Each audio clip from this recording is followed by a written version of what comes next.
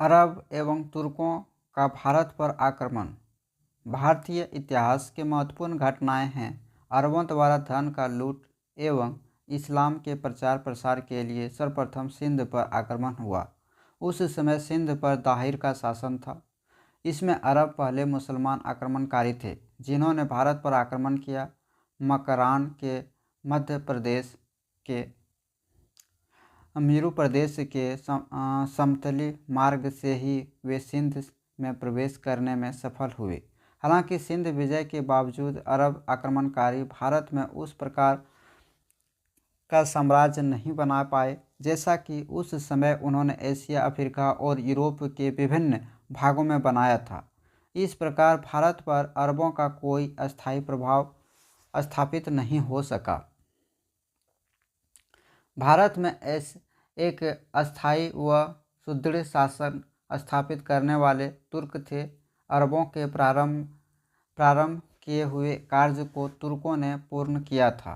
भारत में मुस्लिम सत्ता की स्थापना जो 636 से 38 ईस्वी पहला असफल अरबी आक्रमण हुए। उसके बाद मोहम्मद बिन कासिम 712 से 720 ईस्वी पहला सफल अरबी आक्रमण राजा दाहिर के विरुद्ध हुआ। सुबुतगीन 977 से 997 ईस्वी तक पहला तुर्की आक्रमण सिंध शासक जयपाल के विरुद्ध हुआ।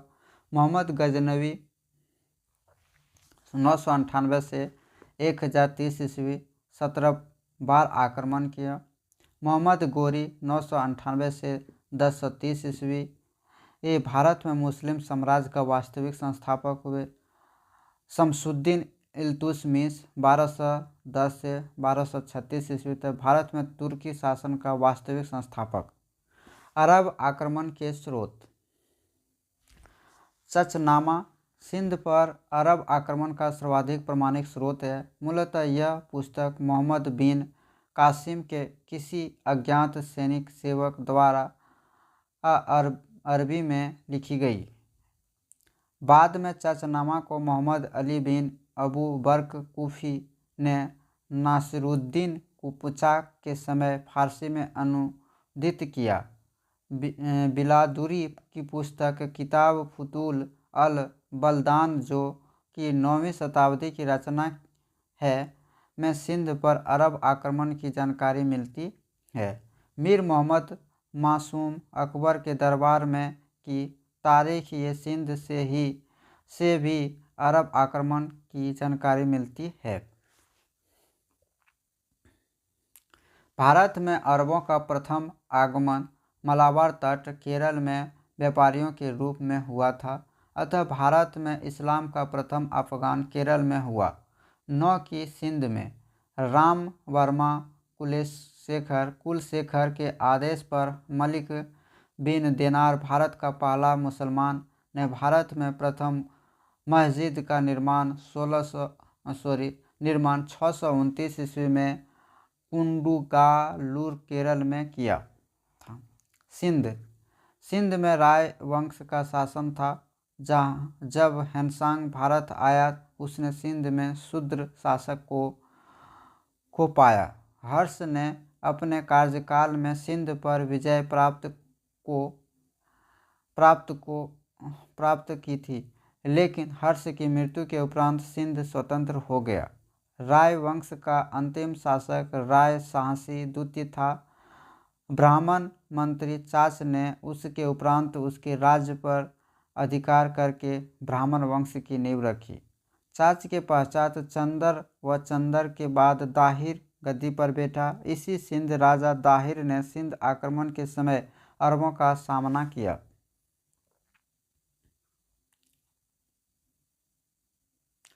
1621 ईस्वी में ठट्टा में मीर ताहिर मुहम्मद नासियानी ने तारीख ये ताहिर लिखी और 1634 ईस्वी में यूसुफ मिराक ने मजहर ये शहजहानी लिखी, जिससे सिंध के इतिहास की जानकारी मिलती है। सिंध विजय से पूर्व अरबों के असफल आक्रमण। सर्वप्रथम अरबों ने लगभग 1636 से 38 ईस्वी के आसपास में मुंबई के निकट थाना को जीतने के लिए खलीफा उमर के समय में असफल आक्रमण किया।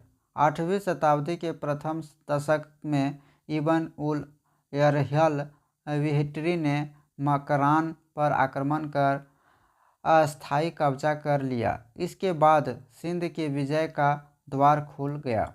इसके पश्चात अरबों ने 711 ईस्वी में उबदुल्ला के नेतृत्व में किया गया था, परंतु यह आक्रमण भी असफल साबित हुआ। उबदुल्ला के बाद बुदेल के नेतृत्व में 711 ईस्वी में ही पुनः आक्रमण किया गया, परंतु यह भी एक असफल रहा।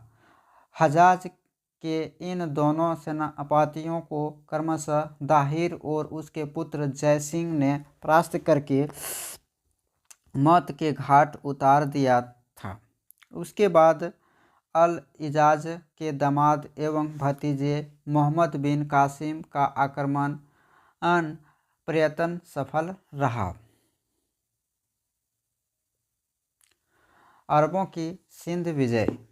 उमैयद खलीफा उमर खलीफा के सेनापति मोहम्मद बिन कासिम भारत पर आक्रमण करने वाला प्रथम अरब मुस्लिम था। कासिम इराक के शासक अल हजाज का दामाद और एक कुशल सेनानायक था।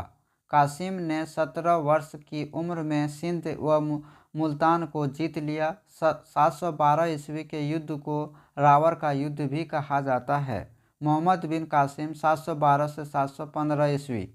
मोहम्मद बिन कासिम को अल हजाज को, जो कि इराक का गवर्नर था, वे सिंध पर आक्रमण हेतु भेजा। इस समय खलीफा वालिद था। इस समय कासिम की उम्र 17 वर्ष थी। देवल अभियान। 712 ईस्वी में मोहम्मद बिन कासिम देवाल के बंदरगाह पर पहुंचा और उसे घेर लिया। देवल में दाहिर के भतीजे ने उसका डटकर सामना किया, परंतु छली ब्राह्मणों द्वारा कासिम का साथ दिए जाने के कारण केवल देवल में जल्द ही मोहम्मद बिन कासिम को विजय प्राप्त हुई। कासिम ने सर्वप्रथम देवल बंदरगाह के मंदिरों को मजानिक मंगलोनेल्स पत्थर फेंकने का अस्त्र तथा नाफ्था आग के गोले से गिराया। मोका नामक देशद्रोही ने कासिम की मदद की थी। अम्बी को भारत का पहला देशद्रोही कहा गया है। अम्बी ने सिकंदर की सहायता की थी। निरून अभियान। देवल से मोहम्मद बिन कासिम निरून की ओर बढ़ा, जहां बौद्ध भिक्षुओं ने बिना युद्ध किए उसकी अधीनता स्वीकार कर ली। सेहवन अभियान। सेहवन में दाहिर का चचेरा भाई मजरा शासन करता था। यहाँ भी थोड़े बहुत विरोध के बाद कासिम की अधीनता स्वीकार कर ली गई। रावर अभियान।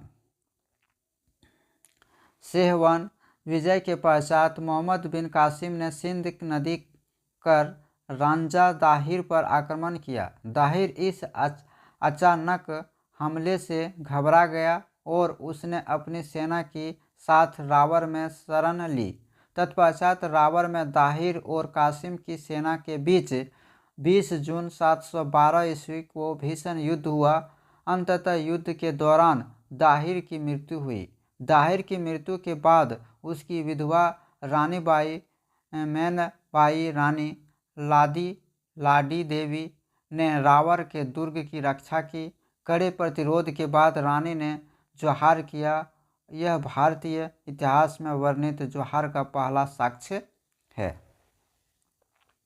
भारत का पहला जोहार मोहम्मद बिन कासिम के सिंध पर आक्रमण के समय हुआ था, जो सिंध के राजा दाहिर की पत्नी महारानी मैनाबाई एवं रानी लाडी के नेतृत्व में हुआ था।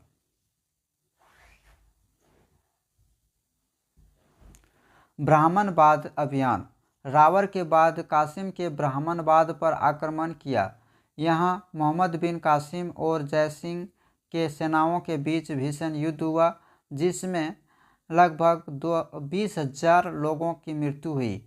अंततः परास्त होकर जयसिंह युद्ध भूमि से भाग गया। ब्राह्मणवाद के पतन के बाद मोहम्मद बिन कासिम ने दाहिर की 2 पुत्रियां सुरजा देवी और परमल देवी को बंदी बनाया। दोनों पुत्रियों को खलीफा वालिद के पास भेज दिया गया। चांचनामा के अनुसार दाहिर की पुत्रियों की शिकायत पर खलीफा वालिद ने कासिम को मृत्युदंड दे दिया था। आरोर अलोर अभियान। सिंध की राजधानी आरोर अलोर की रक्षा का कार्य दाहिर के एक अन्य बेटे के हाथ में था। मोहम्मद बिन कासिम ने आरोर अलोर पर आक्रमण कर इसे विजित कर लिया। मुल्तान अभियान। सिंध के बाद कासिम ने 713 ईस्वी में मुल्तान को जीता। 713 ईस्वी के आरंभ में मोहम्मद बिन कासिम ऊपरी सिंध के मुख्य नगर मुल्तान की ओर बढ़ा। मुल्तान की जीत में अरबों को इतना सोना मिला कि मुल्तान का नाम सोने का नगर रख दिया। मुल्तान कासिम की अंतिम विजय थी। कन्नौज अभियान। सिंध पर मुल्तान विजय के पश्चात मोहम्मद बिन कासिम शेष भारत को जीतने की योजनाएं बनाने लगा। ऐसा माना जाता है कि मोहम्मद बिन कासिम ने कन्नौज विजय करने के लिए अबू हकीम की अधीन एक विशाल अश्वारोही सेना भेजी। हालांकि मोहम्मद बिन कासिम सिंध और मुल्तान के अलावा किसी और क्षेत्र को जीतता इससे पहले हो उसकी मृत्यु 20 वर्ष की अवस्था में हो गई। कासिम की मृत्यु के उपरांत की स्थिति में 714 ईस्वी में खलीफा की मृत्यु के बाद दशमीक में आंतरिक अशांति के कारण अरबों के अधीन क्षेत्रों में नियुक्ति राज्यपाल और सरदार धीरे धीरे स्वतंत्र होते गए। यद्यपि सन 725 ईस्वी में अरबों जैसलमेर, मारवाड़, मांडलगढ़ और फरोच आदि इलाकों पर अपना आधिपत्य जमा लिया। खलीफा हिसाम 724 से 743 ईस्वी के समय जुनैद की नियुक्ति सिंध के गवर्नर के रूप में हुई। कालांतर में सिंध के अलावा उसने अन्य भारतीय राज्यों में अभियान करना चाहा, किंतु नागभाट प्रथम ने उसे विफल कर दिया। जिस समय अरबी आधुनिक भारत में साम्राज्य विस्तार करने में तत्पर थे, ऐसे समय में 2 राजपूती शक्तियों का प्रादुर्भाव हुआ एवं गुज्जर प्रतिहार एवं दूसरा गोहलोत। प्रतिहार शासक नागभट्ट प्रथम ने जैसलमेर, मरवाड़, मांडलगढ़ से अरबों को खदेड़ जैसलमेर में प्रतिहार राज्य की नींव डाली और बप्पा राणे गहलोत वंश के संस्थापक ने चित्तौड़ दुर्ग पर अधिकार कर सन 734 ईस्वी में मेवाड़ में गहलोत वंश का वर्चस्व स्थापित किया। नागभट्ट प्रथम ने अरबों को पश्चिमी राजस्थान और मालवा से खदेड़ दिया। बाप्पा ने यही कार्य मेवाड़ और उसके आसपास के प्रदेश से किया। दोनों राजपूती वंशों ने अरबी आक्रमणों को सिंध क्षेत्र से आगे नहीं बढ़ने दिया। 9वीं शताब्दी के अंत तक सिंध से खलीफाओं का नियंत्रण पूर्णतः समाप्त हो गया। सिंध में केवल 2 छोटी रियासतें मंसूरा और मुल्तान ही अरबों के नियंत्रण में शेष रह गई। भोज के ग्वालियर प्रशिस्ति में प्रतिहार शासक नागभट्ट प्रथम को मलच्छेवों अथवा अरबों को परास्त करने का श्रेय दिया जाता है। गुज्जर प्रतिहार ने विदेशियों के आक्रमण के समय भारत के द्वारपाल की भूमिका निभाई थी। हैनसांग ने गुज्जर राज्य को पश्चिमी भारत पर दूसरा सबसे बड़ा राज्य कहा है। गोहलोत वंश से एक शाखा सिसोदिया वंश निकला, जिसके संस्थापक हम्मीर देव थे। इसी शाखा से कालांतर में महाराणा सांगा एवं महाराणा प्रताप जैसे योद्धा हुए थे। अरबों द्वारा सिंध आक्रमण के कारण लंका के राजा ने खलीफा के उत्तरी प्रांतों के अध्यक्ष हजाजाम के पास अपने राज्य के उन मुसलमान व्यापारियों की जिनकी मृत्यु हो चुकी थी अनाथ कन्याओं को भेजा, जिन्हें समुद्री लुटेरों ने सिंध के तट के पास छीन लिया। एक अन्य वर्णन के अनुसार लंका के राजा ने स्वयं इस्लाम धर्म स्वीकार कर लिया और वह खलीफा के पास सैनिक व मूल्यवान उपहार भेज रहा था। तभी मार्ग में सिंध के तट के पास उन्हें लूट लिया गया। खलीफा ने अपने प्रतिनिधियों को भारत से दासियों व अन्य वस्तुओं को खरीदने के लिए भेजा, जिन्हें दाहिर के राज्य के मुख्य बंदरगाह देवल में पहुंचने पर समुद्री लुटेरों ने लूट लिया। परिणामतः सिंध के राजा दाहिर से खलीफा ने क्षतिपूर्ति की मांग की, किंतु दाहिर ने इस मांग को अस्वीकार कर दिया। अंततः खलीफा ने सिंध पर आक्रमण का निर्णय लिया। वास्तव में अरबों की सिंध विजय का कारण इस्लाम धर्म का प्रचार प्रसार और धन लूटने का दृढ़ निश्चय था। ऐसा इसलिए क्योंकि भारत पर आक्रमण से पूर्व वह अफ्रीका और यूरोप के विशाल क्षेत्रों को अपने अधीन कर चुके थे। सिंध विजय के प्रभाव। सिंध विजय के प्रभाव के संबंध में लेनपूल ने कहा है कि सिंध को अरबों ने विजित तो किया, किंतु यह विजय ऐतिहासिक और इस्लाम धर्म की घटना मात्र ही रही। यह एक प्रभाव रहित विजय थी। अरबों ने अपने सिंध निवास के दौरान यह अनुभव किया कि भारतीय अद्भुत योग्यता रखते हैं। भारतीयों को प्रभावित करने के स्थान पर अरब निवासी खुद उनसे प्रभावित हुए। अरब विद्वानों ने ब्राह्मणों और बौद्ध भिक्षुओं से दर्शन, ज्योतिष, गणित, चिकित्सा, रसायन शास्त्र आदि की शिक्षा ग्रहण की और उसे आत्मसात किया। माना जाता है कि 8वीं शताब्दी में खलीफा मसूर के अरब विद्वान अपने साथ ब्राह्मण गुप्त द्वारा रचित ब्राह्मण सिद्धांत और हर्ष द्वारा रचित खंडाखाद अरब ले गए, जहां भारतीय की सहायता से उनका अरबी भाषा में अनुवाद कराया गया।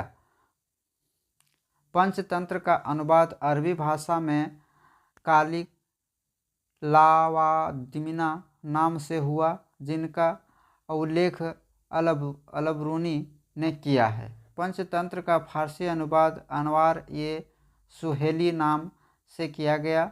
ज्योतिष ज्ञान का अरबों पर अत्यधिक प्रभाव पड़ा। खगोल शास्त्र भी अरबों ने रुचि ली।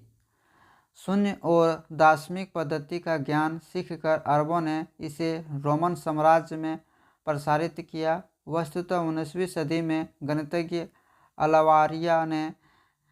अलवारी ने इसे अरब में लोकप्रिय बनाया और 12वीं सदी में ईसाई मठवासी एबालार्ड द्वारा यह ज्ञान यूरोप पहुंचा और इसे अरब अंक पद्धति नाम से जाना गया।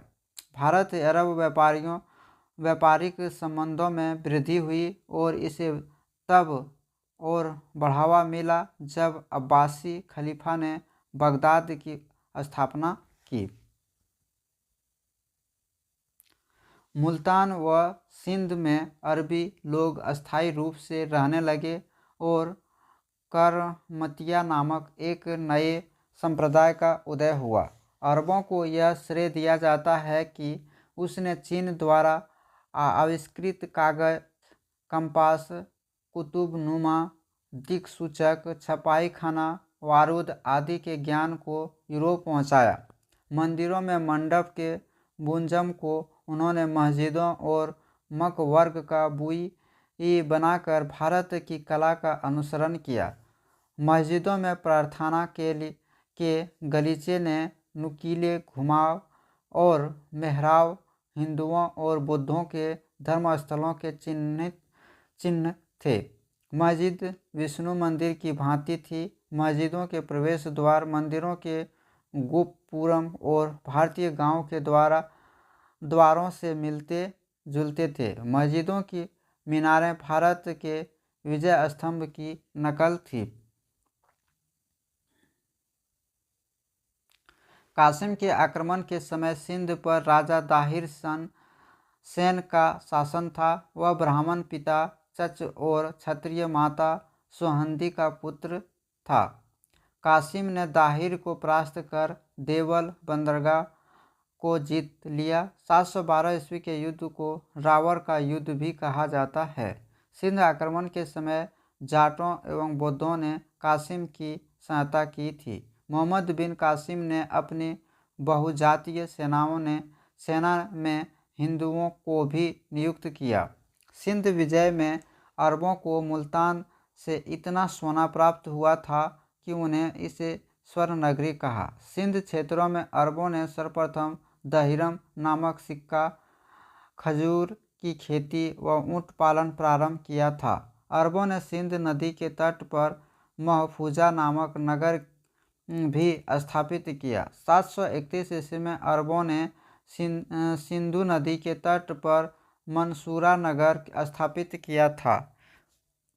हिंदू शब्द का प्रथम बार प्रयोग अरबों ने किया था।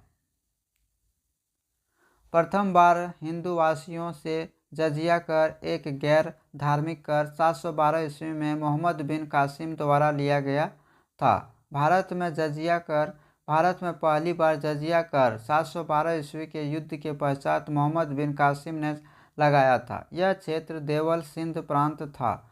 फिरोज तुगलक के शासनकाल में पहली बार ब्राह्मणों से भी जजिया कर वसूला गया। कश्मीर में जजिया कर सर्वप्रथम जजिया कर सिकंदर शाह द्वारा लगाया गया, जबकि उसके पुत्र जैनुल अब्दीन 1420 से 70 में ने इसे समाप्त कर दिया, इसलिए इसे कश्मीर का अकबर कहा गया। गुजरात में जजिया कर सर्वप्रथम अहमद शाह 1411 से 42 ईस्वी के समय लगाया गया।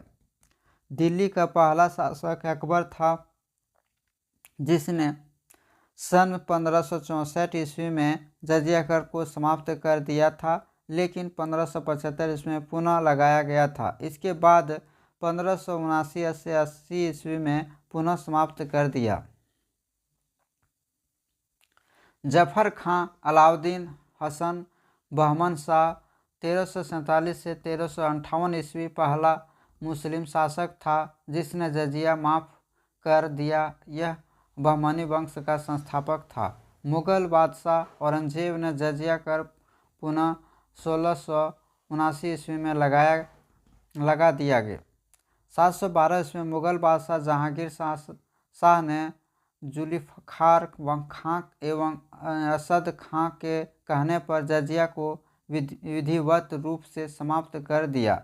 मुगल बादशाह फर्रुखियार ने 1713 ईस्वी में जजिया कर हटा दिया था, किंतु पुनः 1717 ईस्वी में लगा दिया। अंततः मुगल मयूर सिंहासन तख्त ये ताऊत पर बैठने वाला अंतिम मुगल बादशाह मोहम्मद शाह रोशन अख्तर रंगीला 1719 से 1748 ईस्वी ने जजिया कर को सदा के लिए समाप्त कर दिया। भारत में हुए इस मुस्लिम आक्रमण का उद्देश्य अरब राज्य का विस्तार व इस्लाम धर्म का प्रचार प्रसार करना था। सिंध पर नियंत्रण पा लेने के बाद अरबों ने विस्तार की जोरदार नीति आरंभ की और खलीफा हाशिम 724 से 43 ईस्वी के अधीन उसका राज्यपाल जुनैद ने पश्चिमी भारत के बहुत से क्षेत्रों पर विजय प्राप्त की, जिसे प्रतिहार शासक नागभट्ट प्रथम ने पराजित किया। प्रतिहार राजा अरबों के सबसे बड़े शत्रु बने।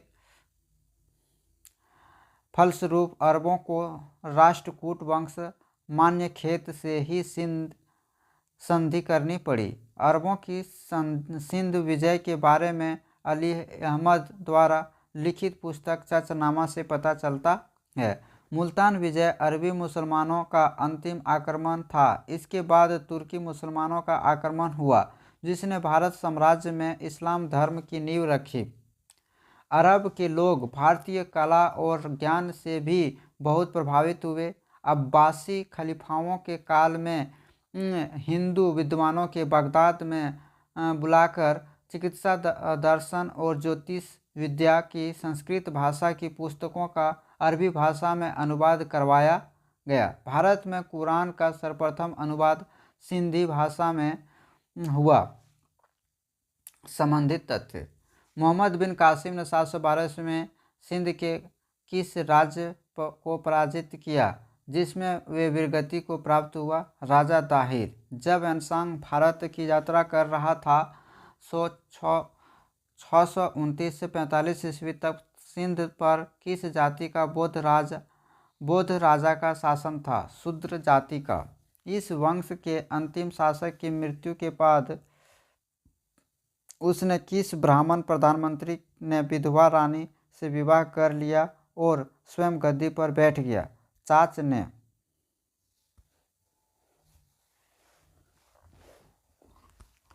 अरब आक्रमणों के समय सिंध पर किसके द्वारा स्थापित किए गए राजवंश का शासन था?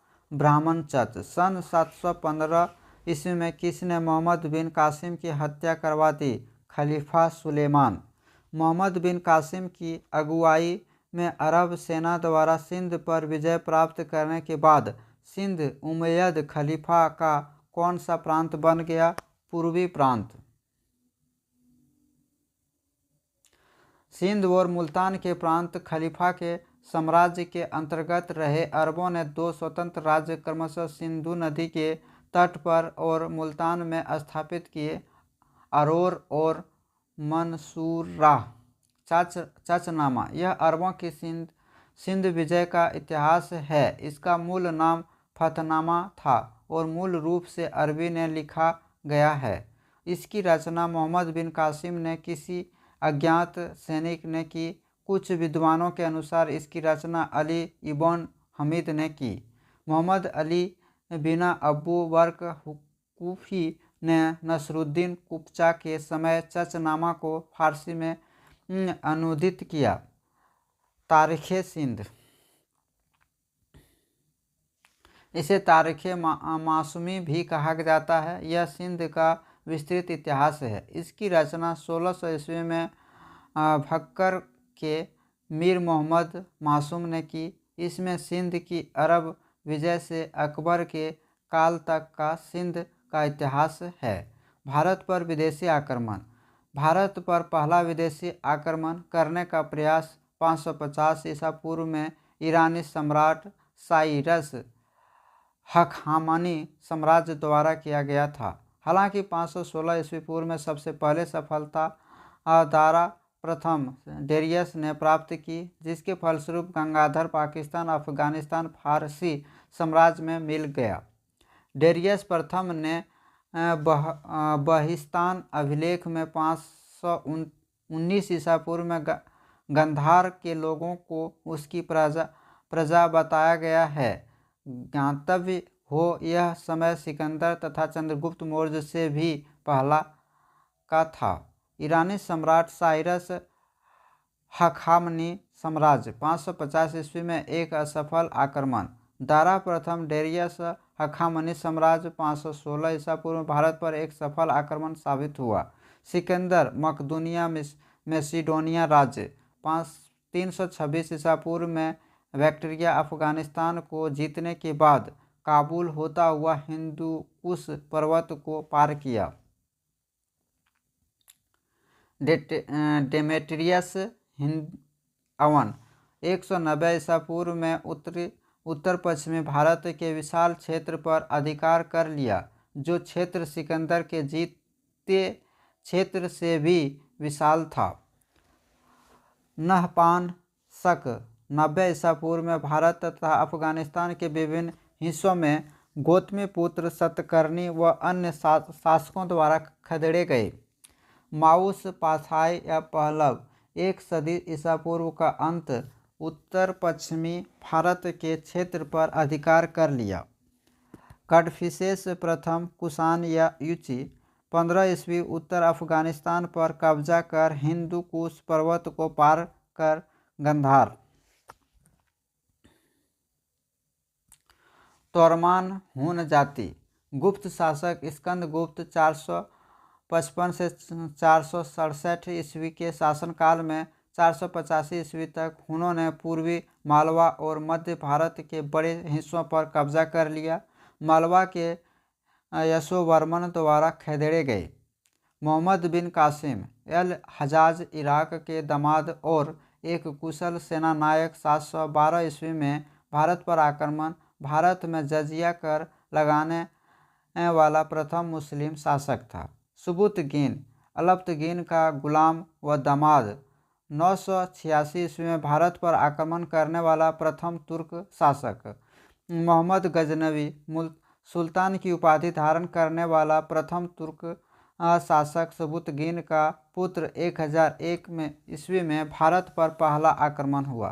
मोहम्मद गोरी 1175 ईस्वी में भारत में मुस्लिम साम्राज्य का वास्तविक संस्थापक था। तैमूरलंग तैमूरी राजवंश मेसोपोटामिया, फारस और अफगानिस्तान को विजित कर 1398 ईस्वी में भारत पर आक्रमण किया और दिल्ली तक बढ़ाया। बाबर, तैमूर तथा चंगेज खां का वंश 1526 ईस्वी में पानीपत के प्रथम युद्ध में दिल्ली सल्तनत के अंतिम वंश लोदी वंश के सुल्तान इब्राहिम लोदी की पराजय के साथ ही भारत में मुगल वंश की स्थापना हो गई थी। 1739 ईस्वी में करनाल का युद्ध मुगल बादशाह मोहम्मद शाह से, जिसमें बादशाह परास्त हुआ, जिसके नादिर शाह लगभग 1.5 महीने तक दिल्ली में रहा और लूटमार करता रहा। नादिर शाह फारस का शासक थे। वापस जाते समय वह कोहिनूर हीरे का साथ शाहजहां द्वारा बनवाया गया तख्ते ये ताऊस मयूर सिंहासन भी ले गया। कोहिनूर हीरे को आगे चलकर नादिर शाह के उत्तराधिकारी ने महाराज रंजीत सिंह को भेंट कर दिया था। अहमद शाह अब्दाली अफगान का शासक एवं नादिर शाह का सेनापति। मुगल बादशाह मोहम्मद शाह के समय 1761 ईस्वी में पानीपत का तीर्थ युद्ध मराठा एवं अहमद शाह अब्दाली के मध्य हुआ, जिसमें मराठों की हार हुई। मराठों का नेतृत्व सदाशिवराव मारागया ने किया था। अब्दाली वापस चला गया। यूरोपीय कंपनियों का आगमन पुर्तगीज, डच, अंग्रेज ने फ्रांसीसी हुआ। ज्ञातव्य हो चंगेज खां तुमी चीन ने भारत पर आक्रमण नहीं किया था, यद्यपि वह दुश्मन का पीछा करते हुए भारत की सीमा पर आया जरूर था, परंतु सिंध नदी से वापस लौट गया। इस समय दिल्ली पर इल्तुतमिश का शासन था। भारत में मुस्लिम साम्राज्य का वास्तविक संस्थापक मोहम्मद गोरी, जबकि तुर्की शासन का वास्तविक संस्थापक इल्तुतमिश कुतुबुद्दीन का गुलाम था। भारत में प्रथम अफगान शासक बहलोल लोदी था। मुगल वंश का संस्थापक बाबर था। 15 से 16 सदी के मध्य भारत में कई यूरोपीय, पुर्तगाली, स्वीडिश, फ्रांसीसी, अंग्रेज, डच का आगमन हुआ, परंतु यह कोई आक्रमण नहीं था। इनका उद्देश्य व्यापार करना था। कालांतर में भारत की अशांतिजनक व अव्यवस्थित स्थिति के चलते अंग्रेज अंतिम विदेशी शक्ति बनकर उभरे, जिसने आगे चलकर भारत में 1947 ईस्वी तक शासन किया। धन्यवाद। क्लासेस में आप सभी का स्वागत है। आप लोग, आशा है कि आप लोग अच्छे होंगे, स्वस्थ होंगे और तैयारी अच्छे से हो रहा होगा। हम लोग इतिहास में इस्लाम धर्म हजरत मोहम्मद के बारे में डिस्कस करेंगे और इससे रिलेटेड जितना भी क्वेश्चन पूछा जा सकता है, कोशिश करेंगे कि वो सारे क्वेश्चन हम लोग को तैयारी हो जाए। इस्लाम धर्म हजरत मोहम्मद। और यदि आप इस चैनल में नए हैं तो सब्सक्राइब ज़रूर करें और उन सभी स्टूडेंटों को के पास शेयर करें जो अभी तक इस चैनल से नहीं जुड़े हैं।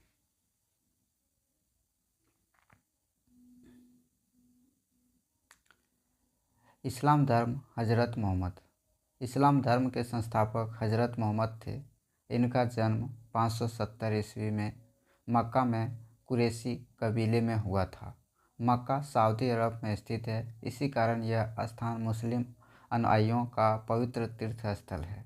मोहम्मद साहब के पिता अब्दुल्ला का देहांत उनके पैदा होने से पहले व उनकी माता अमीना का देहांत जब वे मात्र 6 वर्ष की थी जन्म के बाद हो गया था। उनके चाचा अब्बू तालिब ने ही उनका पालन पोषण किया, जिस कारण इसे मक्का के लोग ने उनको अल अमीन का नाम भी दिया, जिसका अर्थ भरोसेमंद इंसान है। 25 वर्ष की आयु में उनकी शादी खदीजा से हुई।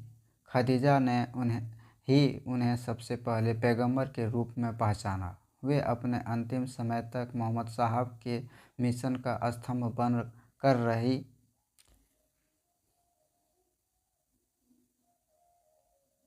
हजरत मोहम्मद के पिता का नाम अब्दुल्ला और माता का नाम अमीना था। हजरत मोहम्मद को 610 ईस्वी में मक्का के पास हीरा नामक गुफा में ज्ञान की प्राप्ति हुई। इस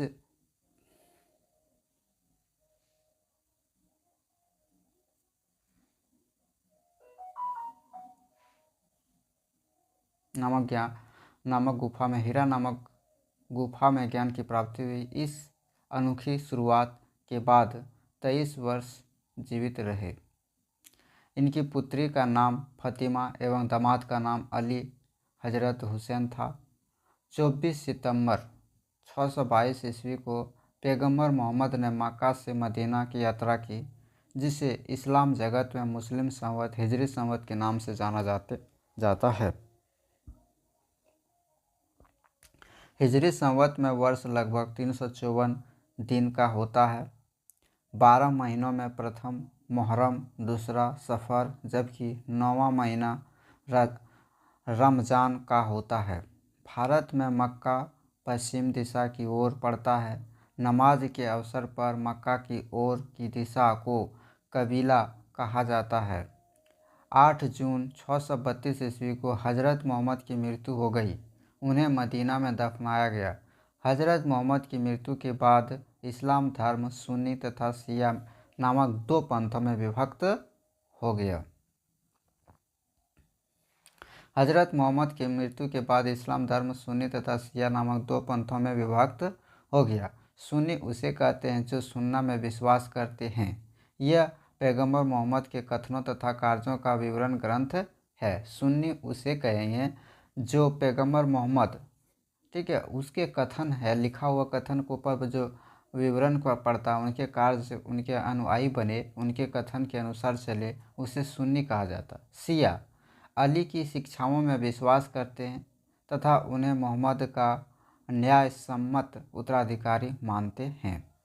शिया उसे कहते हैं जो मोहम्मद पैगंबर के जो बेटे हैं अली, उनके द्वारा अब बनाए गए जो है नियम सम्मत है और उनका उत्तराधिकारी मानते हैं, उसे शिया कहते हैं। इस्लाम धर्म का पवित्र ग्रंथ कुरान है। पैगंबर मोहम्मद के उत्तराधिकारी खलीफा कहलाते हैं। पैगंबर मोहम्मद के जो उत्तराधिकारी हुए उसका नाम खलीफा कहलाते हैं। इस्लाम धर्म के प्रथम खलीफा अबू बकर सुन्नी द्वारा नियुक्त हुए थे, जो 632 से 634 ईस्वी तक रहे, जो मोहम्मद के ससुर थे। इनके बाद उमर खलीफा बने। शिया मानते थे पैगंबर मोहम्मद का कोई रिश्तेदार ही खलीफा होना चाहिए। उन्होंने दामाद अली को उपयुक्त समझा।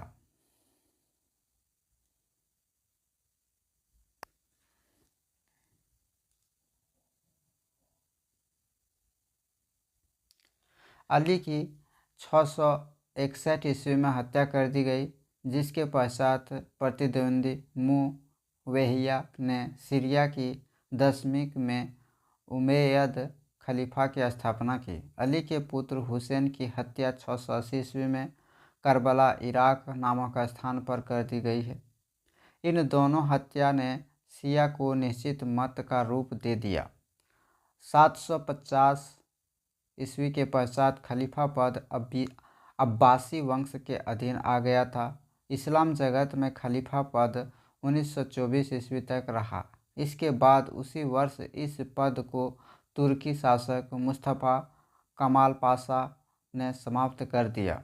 सर्वप्रथम पैगंबर साहब का जीवन चरित्र इन इसाक ने लिखा था। मोहम्मद पैगंबर के जन्मदिन पर ईद ये मिलाद उन नबी पर्व मनाया जाता है। भारत में इस्लाम धर्म का आगमन 712 ईस्वी में हुआ, जिसमें उमैयद खलीफा ने सेनापति मोहम्मद बिन कासिम ने भारत के सिंध, आधुनिक पाकिस्तान व मुल्तान पर आक्रमण किया था। मोहम्मद साहब की शिक्षाएं। मोहम्मद साहब ने इस्लाम धर्म के मानने वालों के लिए जीवन में 5 सिद्धांत निर्धारित किए। कलमा, अल्लाह एक है और मोहम्मद उसके पैगंबर हैं। नमाज, प्रतिदिन 5 बार नमाज पढ़ना। रमज़ान के पवित्र महीनों में रोज़ा व्रत रखना। ज़कात, अपनी उपार्जित आय का 2% गरीबों को दान करना। हज, पूरे जीवन में एक बार मक्का की तीर्थ यात्रा करना। हजरत मोहम्मद के जीवन काल में भारत का पहला मुसलमान मलिक बिन दिनार को माना जाता है। पैगंबर मोहम्मद के कथनों, कार्यों या आदतों का वर्णन करने वाले विवरण या रिपोर्ट को हदीस कहते हैं। राम वर्मा कुल शेखर के आदेश पर मलिक बिन दिनार ने ही भारत में प्रथम मस्जिद का निर्माण 629 ईस्वी में कुंडुगालूर, केरल में किया था। मशहूर अमेरिकी लेखक माइकल हार्ट ने द 100 नामक पुस्तक में उन्हें विश्व के 100 अत्यंत कामयाब लोगों की सूची में पहले स्थान पर रखा। इस्लाम धर्म का विस्तार।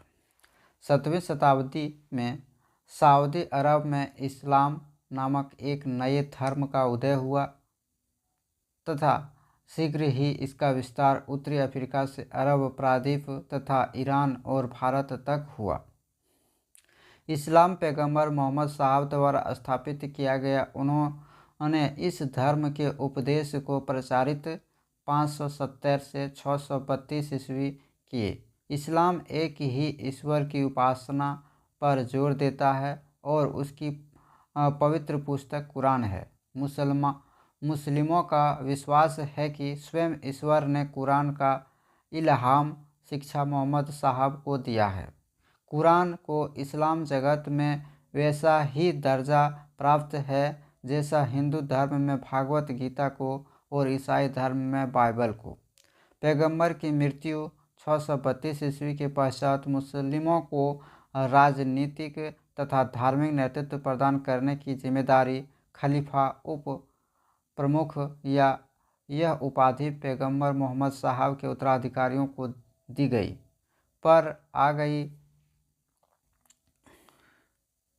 खलीफा पर आ गई। 632 ईस्वी से 661 ईस्वी तक 4 खलीफा अबू बकर, उमर, उस्मान, अली हुए जो मोहम्मद साहब के नज़दीकी थे। खलीफा व्यवस्था। पैगंबर मोहम्मद के उत्तराधिकारी को खलीफा कहा जाता है। खलीफा को ही समुदाय का प्रमुख माना जाता है। व्यतीत होने के खलीफा धार्मिक राजनीतिक पद बन गया जिसका संचालन इस्लामिक साम्राज्य करता था। सुन्नी और शिया में मतभेद कैसे हुआ वो पैगंबर मोहम्मद के बाद खलीफा बनने को लेकर सुन्नी और शिया में फूट पड़ गई थी। सुन्नी का मानना था कि पैगंबर मोहम्मद का कोई भी उपयुक्त अनुयायी खलीफा बन सकता है। उन्होंने पैगंबर मोहम्मद के सहयोगी अबू बकर को पहला खलीफा घोषित किया। वक्त के बाद उमर खलीफा बने। दूसरी ओर शुरुआती शिया मानते थे कि पैगंबर मोहम्मद का कोई रिश्तेदार ही खलीफा होना चाहिए। उनकी नज़र में खलीफा के लिए सबसे उपयुक्त व्यक्ति पैगंबर के दामाद अली थे। अली की हत्या के बाद उनके प्रतिद्वंदी मुअव्वियाह ने सीरिया की राजधानी दमिश्क में उमैयद खलीफा की स्थापना हुई थी। उमैयद खलीफाओं ने 661 से 750 ईस्वी तक शासन किया। उसके बाद अबू खलीफाओं ने सैयद खलीफाओं को सत्ता से हटाया था। उमैयद खलीफा के सेनापति मोहम्मद बिन कासिम 712 से 720 ईस्वी ने भारत पर आक्रमण करने वाला प्रथम अरब मुस्लिम था।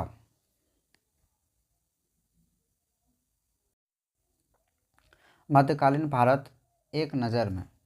पूर्व मध्यकालीन राजपूतों की उत्पत्ति तथा मध्यकाल भारत मुस्लिम शासकों का वर्णन करता है। राणा संगा, राणा कुंभा एवं महाराणा प्रताप सिसोदिया वंश से संबंधित हैं, जो लगभग 725 ईस्वी में बप्पा रावले द्वारा स्थापित की गई गहलोत वंश की शाखा थी। इनके बारे में प्राचीन भारत के सक्सन उत्तर भारत के प्रमुख राजवंश मध्यकालीन भारत के सक्सन उत्तर दक्षिण के स्वतंत्र प्रांतीय राज्य में दिया गया है। मध्यकालीन भारत के इतिहास में अधिकांश वर्णन मुस्लिम शासकों का दिया गया है। इसमें विजयनगर साम्राज्य दक्षिण भारत में मध्यकालीन भारत का एकमात्र साम्राज्य था जिसने हिंदू धर्म को अक्षुण्ण बनाए रखा। मध्यकालीन इतिहास का प्रारंभ अंतिम हिंदू सम्राट पृथ्वीराज चौहान की पराजय एवं मोहम्मद गोरी की विजय के साथ शुरू होता है, जबकि अंत औरंगजेब के शासनकाल में हुआ। औरंगजेब के शासनकाल में छत्रपति शिवाजी के नेतृत्व मराठों का उदय होता है, जिन्होंने सर्वप्रथम अखंड भारत का सपना देखा।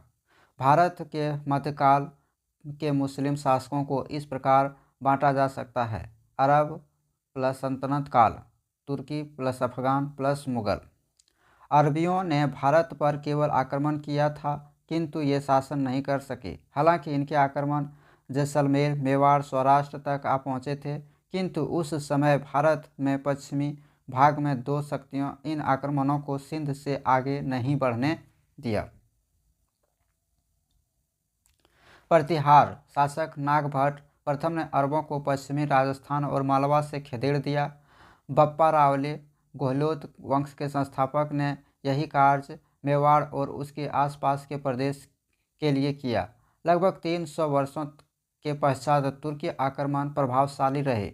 गजनी वंश का शासक सुबुतगीन गजनवी का पिता ने लगभग 10वीं सदी के अंत में भारत के पश्चिमी भाग पर आक्रमण किया। इस समय यहाँ का शासक जयपाल हिंदू शाही वंश था।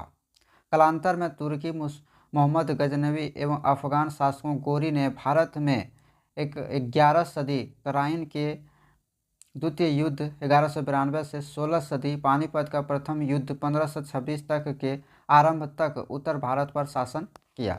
भारत पर अरबों के आक्रमण के बारे में जानकारी 19वीं सदी में लिखी गई फुतूल अल बलदान और 13वीं सदी में रचित चचनामा से ज्ञात होती है। मुगल भी मुस्लिम शासक थे। वे मध्य एशिया के मंगोल नेता चंगेज खां और तैमूर के वंशज थे।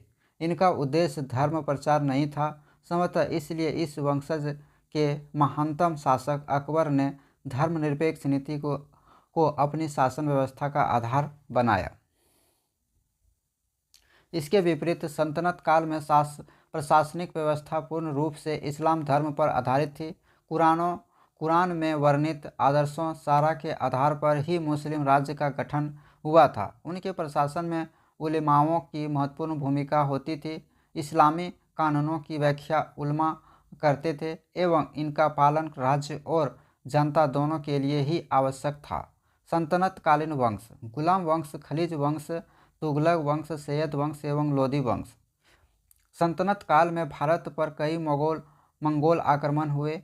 सबसे ज़्यादा अलाउद्दीन खिलजी के समय में हुए थे, जबकि भारत में मुगल वंश की स्थापना के पश्चात भारत लगभग 200 वर्षों तक विदेशी आक्रमणों से संरक्षित रहा। भारत में इस्लाम का उदय: मध्यकालीन इतिहास में भारत में इस्लाम का उदय हुआ है। सबसे पहला मुस्लिम आक्रमण लगभग 636 से 38 ईस्वी के आसपास मुंबई के निकट थाना को जीतने के लिए खलीफा उमर के समय में हुआ था, किंतु यह असफल रहा। सर्वप्रथम मोहम्मद बिन कासिम 17 वर्षों की आयु ने 711 से 712 ईस्वी में भारत के विरुद्ध सफल अभियान किया। यह आक्रमण भारत के पश्चिमोत्तर सीमा से हुआ था, जिसमें उसने सिंध को राजा दाहिर को परास्त किया। यह पहला व अंतिम अरबी मुस्लिम आक्रमण था जिसमें भारत में सर्वप्रथम जजिया कर लगाया एवं कुरान का भी अनुवाद भारत में सर्वप्रथम हुआ। कासिम 20 वर्ष की आयु की शीघ्र ही मृत्यु हो गई थी, इसलिए अरबी मुस्लिम शासकों के आक्रमण इतने प्रभावी नहीं रहे जितने कि तुर्कियों की। 986 ईस्वी में गजनवी के सबुतगिन ने भारत के पश्चिमोत्तर भाग पर आक्रमण किया, जिसमें उसे हिंदू शाही वंश के राजा जयपाल का सामना करना पड़ा। यह भारत पर पहला तुर्की मुस्लिम आक्रमण था। सबुतगिन की मृत्यु के बाद उसके पुत्र मोहम्मद गजनवी 1001 से 1027 ईस्वी तक भारत पर 17 बार हमला किया। उल्लेखनीय है कि इन आक्रमणों का उद्देश्य केवल धन लूटना था, न कि भारत में अस्थायी मुस्लिम शासन की स्थापना करना। 1018 ईस्वी गजनवी ने कन्नौज तक पहुंच गया। उसने बुलंदशहर के शासक हरदत्त को पराजित किया।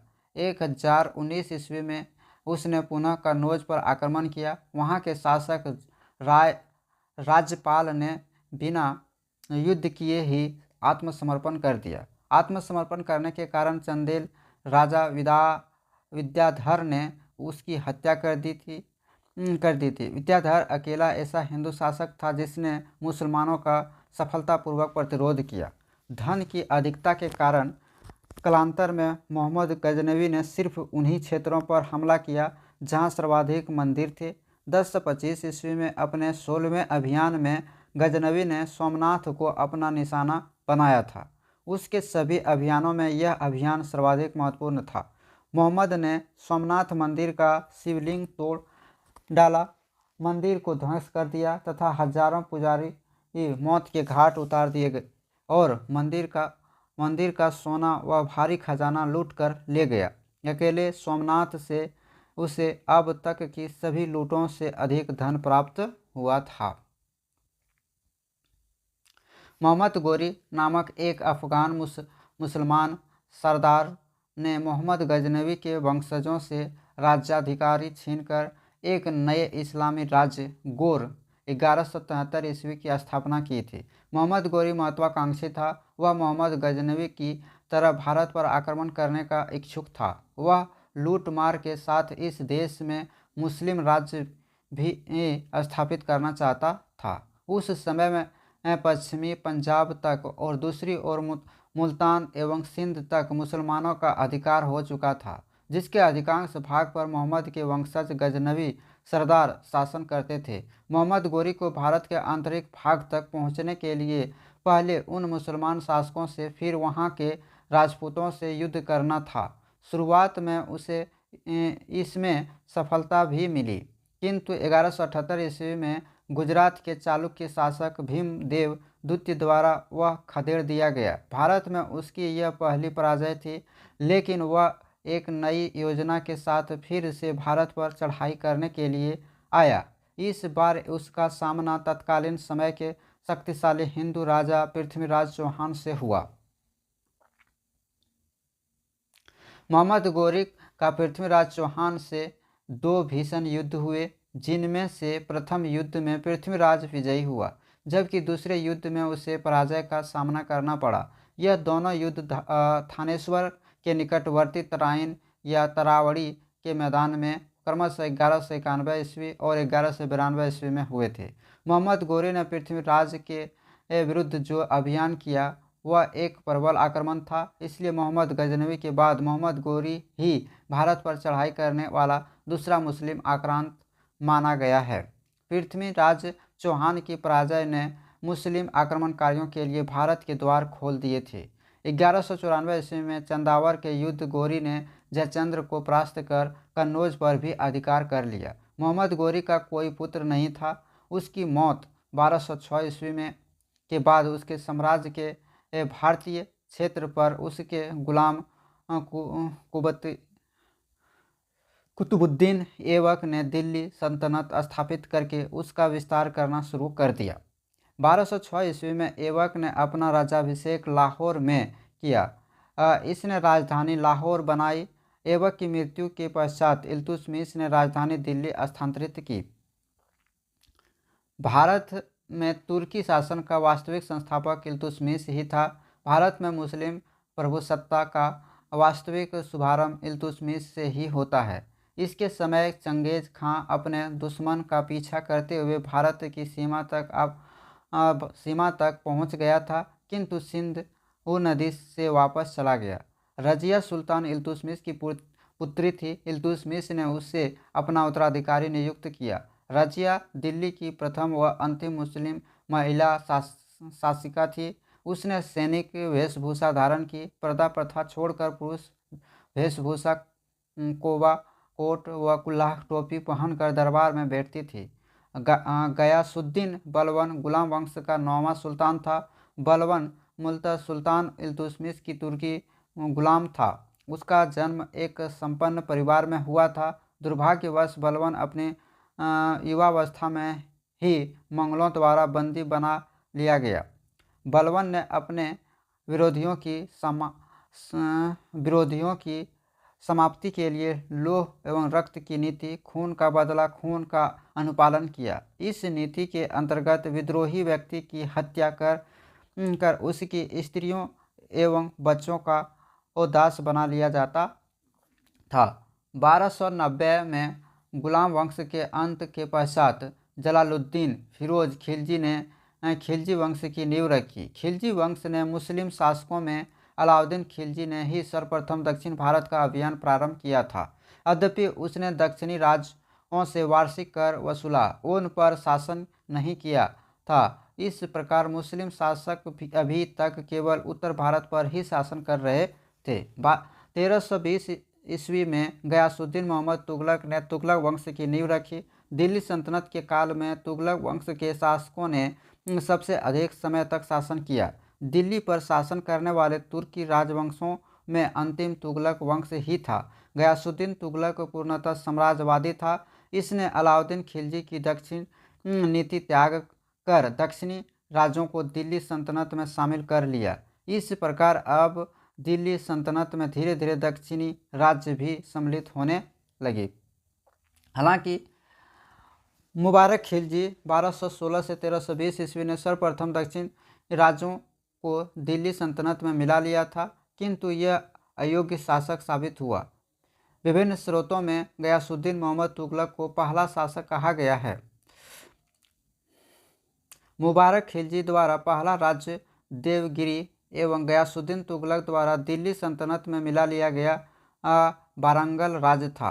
गयासुद्दीन तुगलक की मृत्यु के बाद उसका ज्येष्ठ पुत्र जूना खां मोहम्मद बिन तुगलक के नाम से दिल्ली की गद्दी पर 1325 ईस्वी में बैठा। मध्यकालीन सभी सुल्तानों में मोहम्मद तुगलक सर्वाधिक शिक्षित, विद्वान, धर्मनिरपेक्ष, कला प्रेमी एवं अनुभवी सेनापति था। इसे इतिहास में एक बुद्धिमान मूर्ख शासक के रूप में जाना जाता है। मोहम्मद बिन तुगलक को उसकी 5 महत्वाकांक्षी योजनाएं जैसे राजधानी परिवर्तन एवं सांकेतिक मुद्रा के कारण व्यापक चर्चा मिली थी, किंतु उसकी यह योजनाएं असफल रही। अपनी महत्वाकांक्षी असफल योजनाओं के कारण ही मोहम्मद तुगलक को असफलताओं का बादशाह कहा जाता है। मध्यकालीन भारत का एकमात्र हिंदू साम्राज्य विजयनगर मोहम्मद बिन तुगलक के समय ही 1336 ईस्वी में हरिहर एवं बुक्का नामक 2 भाइयों ने दक्षिण भारत में एक हिंदू साम्राज्य विजयनगर 1336 से 1649 की नींव रखी थी।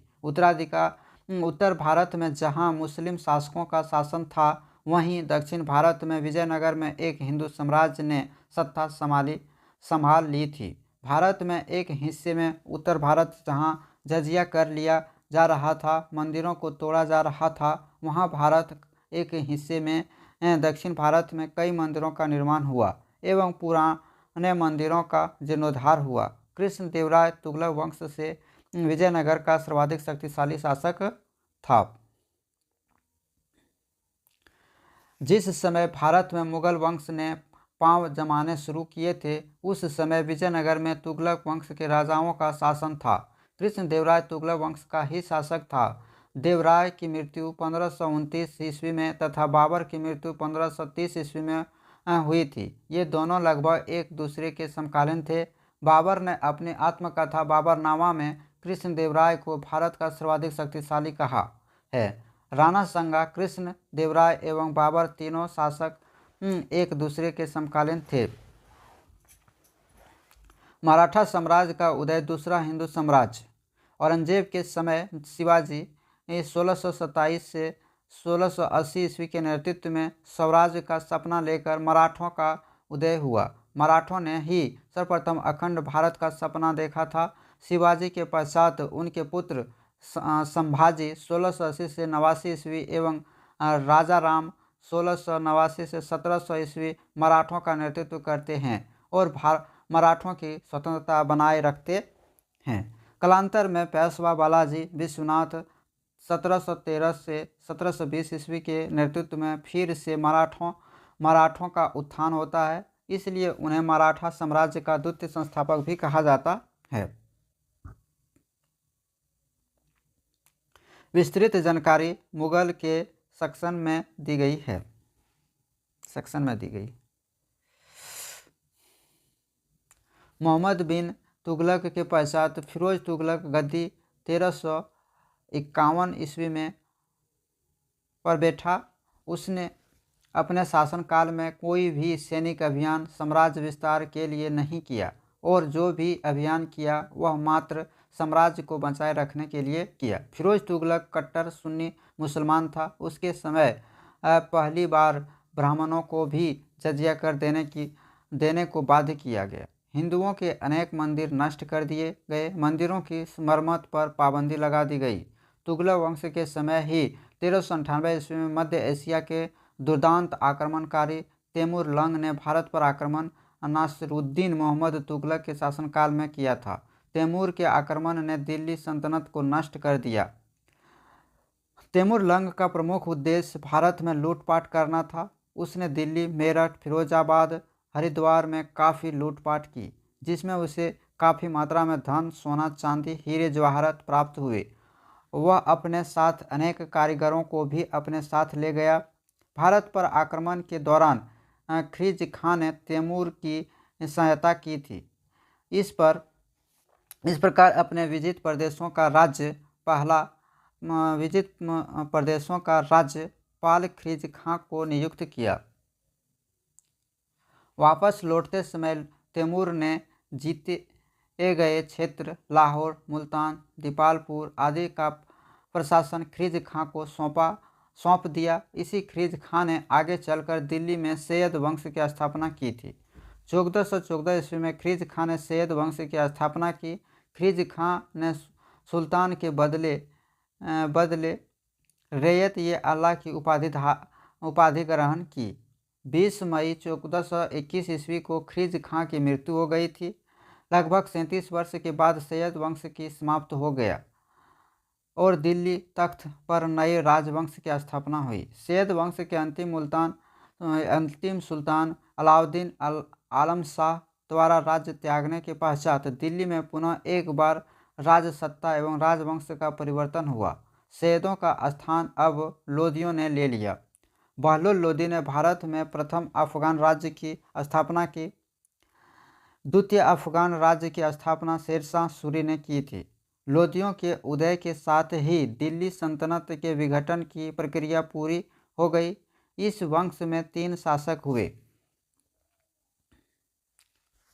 बहलोल लोदी 1451 से 1489 ईस्वी तक, सिकंदर लोदी 1489 से 1517 ईस्वी एवं इब्राहिम लोदी 1517 से 1526 ईस्वी तक।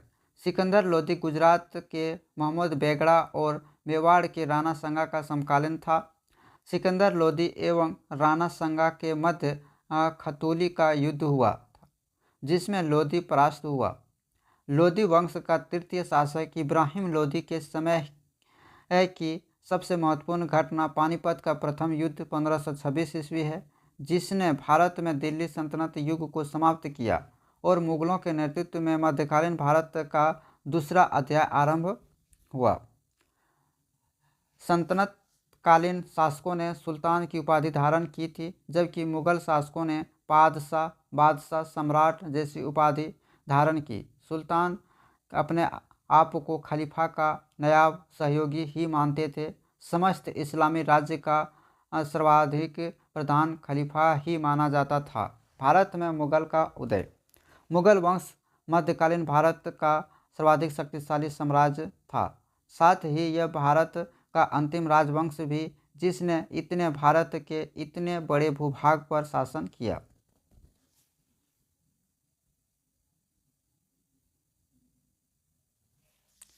प्रोफेसर कादरी ने मुगल साम्राज्य को एक कथन में समझाया है। उनके अनुसार बाबर ने मुगल राज्य के भवन के लिए मैदान साफ किया, हुमायूं ने उसकी नींव डाली, अकबर ने उस पर सुंदर भवन खड़ा किया, जहांगीर ने उसे सजाया संवारा, शाहजहां ने उसमें निवास कर आनंद किया, औरंगजेब ने उसे विध्वंस कर दिया। मुगल शासक वास्तव में तुर्कों की जगताई नामक शाखा के थे। इस शाखा का नाम प्रसिद्ध मंगोल नेता चंगेज खां के द्वितीय पुत्र के नाम पर पड़ा था, जिसके अधिकार में मध्य एशिया तक तुर्कों का देश तुर्कस्तान थे। मुगल वंश ऐसा पहले व अंतिम विदेशी आक्रमणकारी थे जिन्होंने भारत में करीबन 331 वर्षों तक शासन किया। उत्तर मुगल शासकों के शासनकाल में 1339 ईस्वी में फारस शासक नादिर शाह, ईरान का नेपोलियन तथा अहमद शाह अब्दाली का विदेशी हमला हुआ। बाबर ने भारत पर 5 बार आक्रमण किया था। बाबर का भारत के विरुद्ध किया गया प्रथम अभियान 1519 ईस्वी में यूसुफ फजाई जाति के विरुद्ध था। इस अभियान में बाबर ने बाजोर और भेरा के शक्तिशाली किले को अपने अधिकार में किया। 21 अप्रैल 1526 में पानीपत की पहली लड़ाई में बाबर और इब्राहिम लोदी का अपना आमना सामना हुआ। युद्ध में इब्राहिम लोदी पूरी तरह से परास्त हुआ और मारा गया और बाबर ने भारत में मुगल वंश की नींव स्थापित की। कालांतर में खानवा 1527, चंदेरी 1528 एवं घाघरा 1529 के युद्ध में भी उसे सफलता मिली। खानवा राणा संगा के विरुद्ध एवं चंदेरी मेदिनी राय के विरुद्ध के युद्धों ने राजपूतों की शक्ति को पूरी तरह समाप्त कर दिया था। अफगान शासकों के विरुद्ध हुए घाघरा युद्ध में यद्यपि बाबर सफल रहा, किंतु युद्ध निर्णायक नहीं रहा। सन 1530 में बाबर की मृत्यु के पश्चात अफगान फिर उठे। बाबर का उत्तराधिकारी हुमायूं हुआ, जिसके शासनकाल एक अफगान सरदार शेरशाह सूरी ने अफगानी विद्रोहियों का नेतृत्व किया। सन 1540 ईस्वी विलग्राम या कन्नौज का युद्ध हुमायूं एवं शेरशाह के मध्य लड़ा गया। हुमायूं युद्ध में परास्त हुआ। इस युद्ध के बाद शेर खां ने आगरा और दिल्ली पर भी अधिकार कर लिया। इस तरह से सत्ता का एक बार फिर से अफगानों के हाथों में आ गई। कुछ समयांतराल के लिए भारत से मुगल वंश का अस्तित्व समाप्त हो गया और शेर खां ने दिल्ली में सूर वंश 1539 से 1555 ईस्वी की स्थापना की। इस प्रकार शेरशाह सूरी का द्वितीय अफगान साम्राज्य का संस्थापक कहा गया। शेरशाह से परास्त होने के उपरांत हुमायूं सिंध चला गया, जहां उसने लगभग 15 वर्षों तक घुमक्कड़ों जैसा निर्वासित जीवन व्यतीत किया। उसके निर्वासन समय में ही अकबर का जन्म हुआ था। दूसरी तरफ दिल्ली तख्त पर अफगान शासक शेरशाह सूरी 1540 से 45 ईस्वी शासन कर रहा था। शेरशाह सूरी का अल्प शासनकाल प्रशासनिक सुधारों के लिए जाना जाता है। शेरशाह की 22 मई 1545 ईस्वी को मृत्यु हो गई। उसकी मृत्यु के पश्चात इस्लाम शाह 1545 से 1553 ईस्वी गद्दी पर बैठा, किंतु युवावस्था में ही उसकी मृत्यु हो जाने के कारण उसके उत्तराधिकारियों में गृह युद्ध छिड़ गया। इससे हुमायूं को भारत के साम्राज्य को पुनः प्राप्त करने का अवसर मिल गया। 1555 की दो जबरदस्त लड़ाइयों मछुआरा 15 मई 1555 ईस्वी एवं सरहिंद का युद्ध 22 जून 1555 ईस्वी में उसने अफगानों को परास्त कर दिया और दिल्ली तथा आगरा को फिर से जीत लिया। लेकिन वह विजय के फल का आनंद उठाने के लिए अधिक समय जीवित नहीं रहा। जनवरी 1556 ईस्वी में उसकी मृत्यु हो गई। मृत्यु के समय उसका पुत्र अकबर पंजाब में था। बैरम खां के संरक्षक में कलानौर में ही अकबर राज्याभिषेक करवाया गया। इस बीच दिल्ली पर हेमचंद्र ने तख्ता पर अधिकार कर लिया और एक हिंदू साम्राज्य की स्थापना की। इसलिए कई जगह हेमू को अंतिम हिंदू सम्राट भी कहा गया है। यद्यपि यह शासन काल अल्प समय के लिए ही रहा। शीघ्र ही 5 नवंबर 1556 ईस्वी में पानीपत का द्वितीय युद्ध हुआ, जिसमें उसकी पराजय हुई और तख्ता एक बार फिर से मुगल के हाथों चला गया। इस बार गद्दी अकबर ने संभाली। अकबर मुगल वंश का सबसे महानतम शासक हुआ, जिसने धर्मनिरपेक्ष नीति एवं राजपूतों से वैवाहिक संबंध स्थापित कर साम्राज्य का विस्तार किया। यह पहला मुगल शासक था जिसने दक्षिण अभियान छेड़ा। दक्षिण अभियान के पश्चात ही अकबर ने सम्राट की उपाधि धारण की थी। अकबर ने जजिया कर, दास प्रथा, तीर्थ यात्रा कर समाप्त कर दिया। इसके अतिरिक्त उसने सती प्रथा को रोकने का प्रयास भी किया।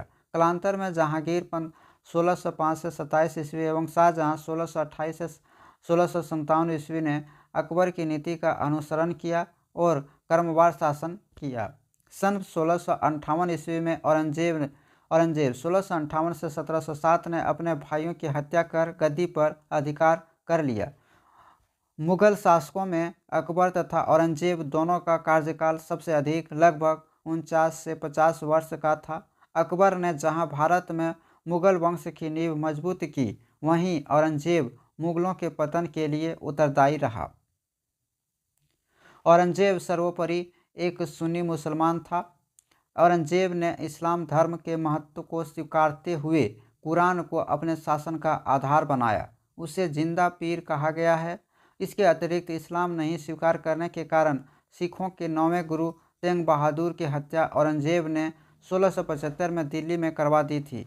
जहांगीर ने सिखों के 5वें गुरु अर्जुन देव को साजदा खुसरो की सहायता करने के कारण फांसी दे दी थी। 1679 ईस्वी को हिंदुओं पर दोबारा जजिया कर लगा दिया गया। मंदिरों को तोड़वाने का आदेश देकर नवीन एवं पुराने मंदिरों के निर्माण पर पूर्ण प्रतिबंध लगा दिया गया। दरबार में बसंत, होली, दिवाली आदि त्यौहार मनाने बंद कर दिए। यद्यपि उसके समय सर्वाधिक हिंदू सेनापति थे। औरंगजेब के समय शिवाजी के नेतृत्व में स्वराज्य का सपना लेकर मराठों का उदय हुआ, किंतु आगे चलकर उत्तराधिकारी अयोग्य एवं निर्बल साबित हुए, इसलिए आंशिक सफलता ही प्राप्त हुई। 14 जनवरी 1761 ईस्वी में हुई पानीपत की तीसरी लड़ाई अहमद शाह अब्दाली और मराठा सेनापति सदाशिव राव भाऊ के मध्य हुई। इस युद्ध ने मराठों शक्ति को पूरी तरह समाप्त कर दिया था। युद्ध में बालाजी के पुत्र विश्वास राव, सदाशिव राव भाऊ भी मारे गए। कुछ समय पश्चात पेशवा बाजीराव की भी मृत्यु हो गई।